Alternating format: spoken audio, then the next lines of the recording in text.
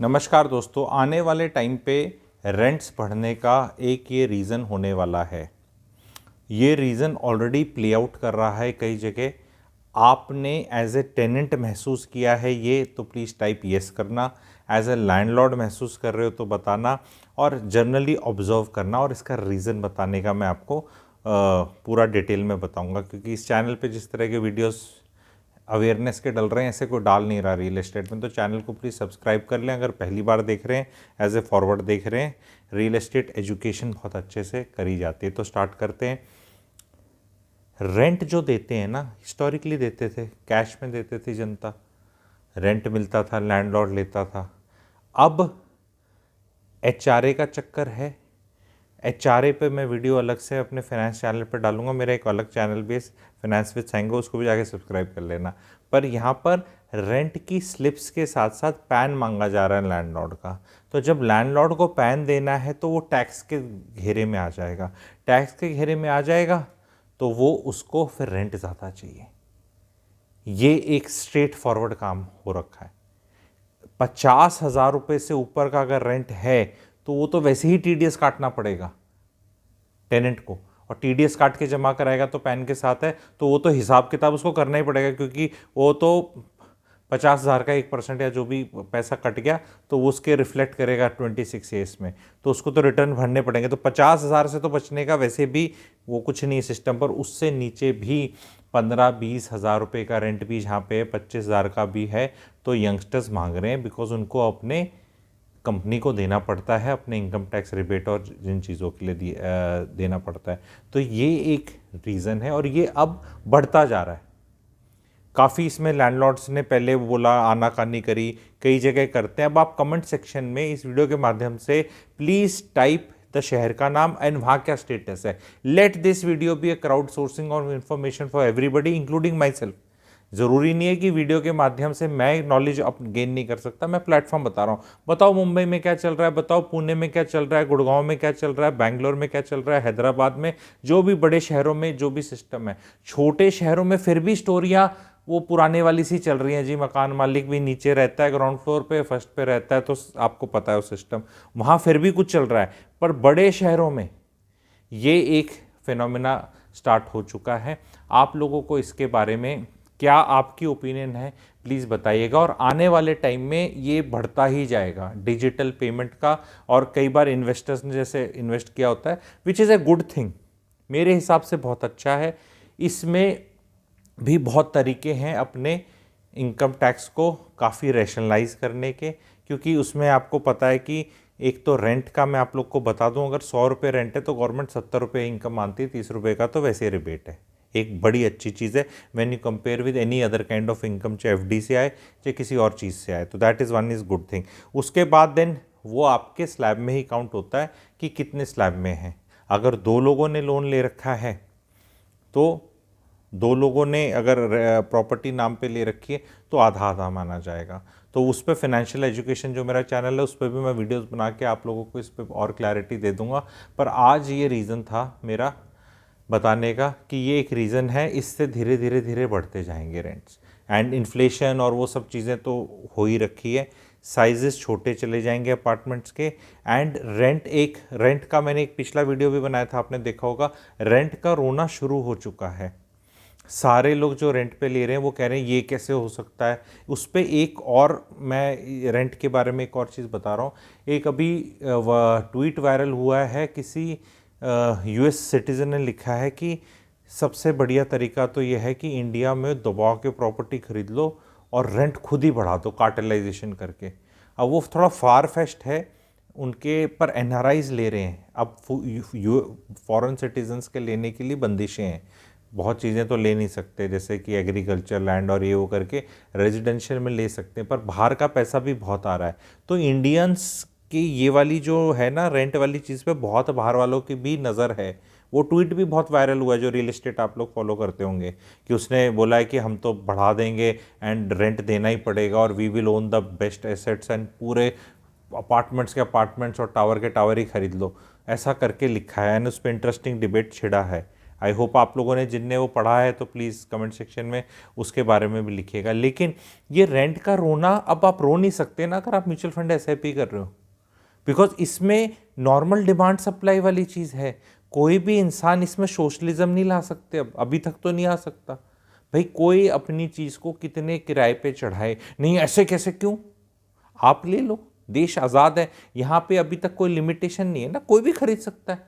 अगर आपको रेंट्स बढ़ते दिख रहे हैं तो जो आपकी रेंटल यील्ड है वो बढ़ रही है, तो वो अगर कल को इंटरेस्ट रेट डाउनवर्ड साइकिल पे गए, अभी भी 8.5% पे, मान लो 2-3-4 साल में यूएस की तरह थोड़े नीचे आते देखे 6%, 5.5 में, और ये बढ़ता दिखा तो, और ऊपर उस पर इनकम टैक्स रिबेट का जो हमें मिलता है फ़ायदा, तो अगर ये गैप ऑलमोस्ट क्लोज इन हो जाएगा तो इट मेक्स सेंस। बट जब ये हो जाएगा तब प्रॉपर्टी के प्राइस बढ़ चुके होंगे, तो वो डाउटफुल टाइप सिचुएशन में पहले रुमाल तो रखना ही पड़ेगा।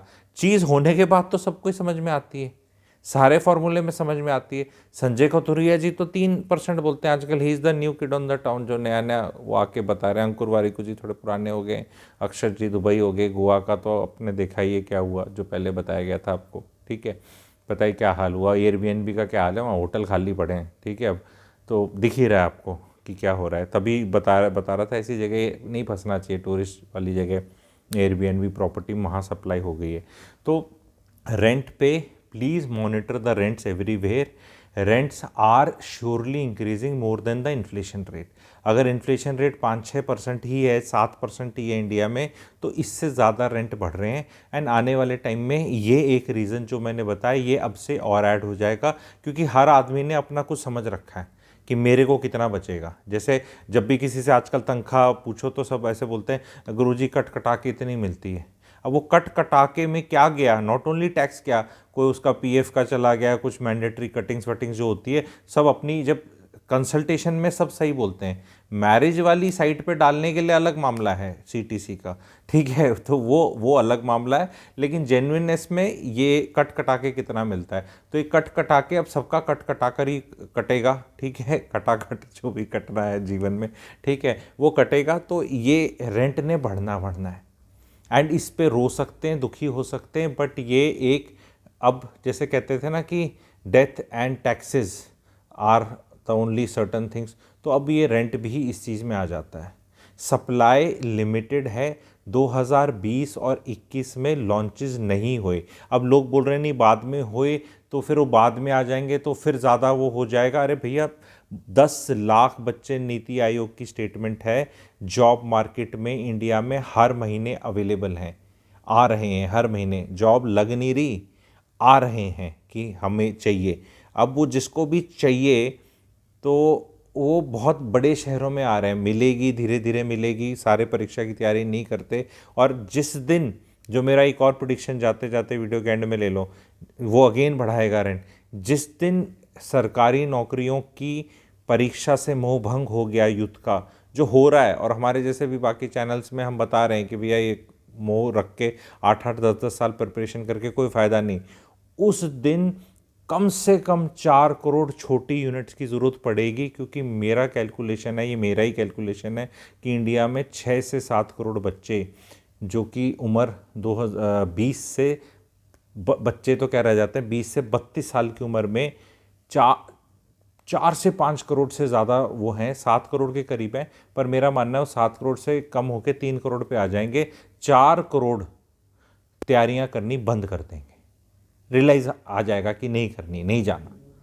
तो क्योंकि अब इससे क्या फ़र्क पड़ता है, क्योंकि जो परीक्षा की तैयारी करता है वो अपने पिताजी के घर में बैठ के भी कर सकता है, सारे ही मुखर्जी नगर में, और अब तो प्रिय हमारे दिव्यकृति जी के नोएडा में चले गए, नोएडा के रेटों में भी उछाल आया है, बहुत अच्छी बात है। वो मैंने वो जब हुआ था हादसा मैंने सजेस्ट किया था एंड वो फॉलो भी किया गया है।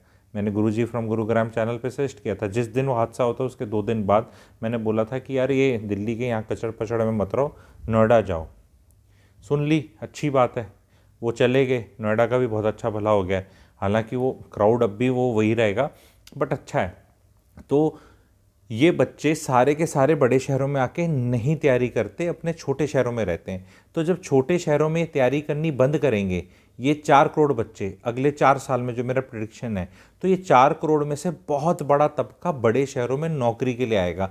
ये 4 करोड़ में से सारे फॉरेन कंट्री नहीं जा सकते, वो आपको नंबर्स पता है, फ्यू लैक्स में ही रहते हैं। ये सारे के सारे जब परीक्षा की तैयारी नहीं कर रहे तो छोटे शहरों में अब ये करेंगे क्या? तो इनको बड़े शहरों में आना ही पड़ेगा। तो इंडिया के टॉप 10, 15, 20 शहर जो हैं वहाँ पे रेंट्स, ये आके खरीदेंगे नहीं, खरीद तो सकते ही नहीं, तो ये आके जो भी नौकरी ढूंढेंगे, स्ट्रगल करेंगे, ये किराए पे लेंगे। अब लेंगे सबसे छोटी छोटी यूनिट्स। तो ये फिनोमिना मुझे बहुत अच्छे से प्ले आउट होता दिख रहा है। बहुत शहरों में तो इस तरह की सप्लाई ही नहीं है। अब गुड़गांव जैसे शहर में तो एक बस अफोर्डेबल आई थी, अफोर्डेबल खत्म हो गया, आपको पता है, वो भी 1 करोड़ की होगी। रेंट वहाँ भी 25-27 हज़ार रुपये हो रखा है फुली फर्निश्ड का। अगर आप जाके चेक करें अफोर्डेबल का, जहाँ पे भी पोजीशन आ गया ये रेंट है। और अभी जो पोजीशन आए हैं अफोर्डेबल में वो 2 BHK 500 फुट के हैं। आने वाले टाइम में 600-650 स्क्वायर फीट के भी आएंगे 3 BHK, या 610 स्क्वायर फीट के 2 BHK। तो उन पे भी वीडियोस बनेंगे, आप लोग को बताया जाएगा। ये वीडियो कैसा लगा बताएंगे। प्रैक्टिकलिटी की तरफ से बताता हूँ और सबसे पहले ऑब्जर्वेशन करके बताता हूँ। मार्केट में, सोशल मीडिया पे किसी ने नहीं करी है, अखबारों में नहीं करी है। जो मैंने आज बताया भाइयों बहनों, ये 1 जुलाई के बाद आपको अखबारों में छपता दिखेगा। यही मेरा क्लेम टू फेम है कि मैं India's number 1 real estate clarity giver हूँ। एंड आप लोग जो फॉलो कर रहे हैं मेरा क्वेश्चन पेपर चेक कर सकते हैं कि जो जो जैसे जैसे बोला है ये हुआ ही नहीं हुआ है। 6 महीने में ये ट्रेंड दिखने लगेगा, आपको ट्रेंड दिखेगा। वो 4 करोड़ बच्चों का जो आना है वो 4 साल में ही प्ले आउट करेगा, लेकिन 6 महीने में 40-50 लाख का करने लग जाएगा उस रेशो के हिसाब से। और ये 40-50 लाख का होने के बाद ही न्यूज़ होगी और इसी में ही आपको इजाफा होता दिखेगा। गरम, जैसे जैसे स्लो बॉइलिंग फ्रॉग सिंड्रोम होता है ना, कि पता ही नहीं चलता, धीरे धीरे कोई चीज़ पता चलती है। तो ये वाला फैक्टर बहुत बड़ा प्ले आउट करना है। रियल एस्टेट को बहुत अच्छे से समझना चाहते हैं, मास्टर बनना चाहते हैं, तो मेरा रियल एस्टेट मेंटरिंग प्रोग्राम का एक कोर्स है। रैंप दिए हुए व्हाट्सएप नंबर पे आप रजिस्टर कर सकते हैं। न्यू ईयर का डिस्काउंट चल रहा है। 14 बेहतरीन क्लासेस हैं, 25 घंटे से ज़्यादा का बेहतरीन कंटेंट है। टॉपिक्स आप देख सकते हैं, पूछ सकते हैं कि क्या क्या है। कोई रियल एस्टेट ऐसे नहीं समझाता, किसी यूनिवर्सिटी में नहीं होती। रियल एस्टेट में कंसल्टेंट बन सकते हो, प्रॉमिस नहीं है, ठीक है, बन सकते हो। मैंने अपनी तरफ से इतने अच्छी तरह से बताया, प्रैक्टिकलिटी से बताया। इंडियाज़ नंबर 2 क्लैरिटी गिवर बन जाओगे। नंबर 1 तो कोशिश स्थान मैं करूँगा कि मैं ही बना रहा हूँ, लेकिन कभी कभी गुरु गुड़ रह जाते हैं, चेले शक्कर बन जाते हैं। तो कुछ चेले शक्कर बन जाएंगे, बहुत अच्छा लगता है। तो जो रैंप ज्वाइन करना चाहते हैं, रियल एस्टेट मेंटरिंग प्रोग्राम करें। हर महीने भी एक बोनस क्वेरी सेशन क्लास रहती है, तो ऐसा नहीं है कि आपको लाइव जुड़ने को नहीं मिलेगा उसमें। तो आपको RAMP real estate mentoring program है, प्रैक्टिकल तरह से चीज़ें हैं। कोई शिक्षक प्रेजेंटेशन नहीं मिलेगी, कहीं सोच लो कि भाई ऐसे कुछ आ रहा है, ऐसे ही बताया रहा है जैसे यहाँ बैठा हूँ। इससे भी प्रोडक्शन क्वालिटी लो ही होगी, लेकिन ज्ञान बहुत अच्छा है। नोट्स बना सकते हो और अपनी सारी रिश्तेदारी में एकदम इंटेलिजेंट बन सकते हो। तो इस तरह के टॉपिक्स आते रहेंगे। ये वाला कैसा लगा बताएं, शेयर करें, चैनल को सब्सक्राइब करें। इस चैनल की मेंबरशिप लें तो ले सकते हैं। बहुत प्रोजेक्ट्स के रिव्यू कर रखे हैं और बहुत अलग तरह के और वीडियोज़ भी डले हुए हैं। Thank you very much.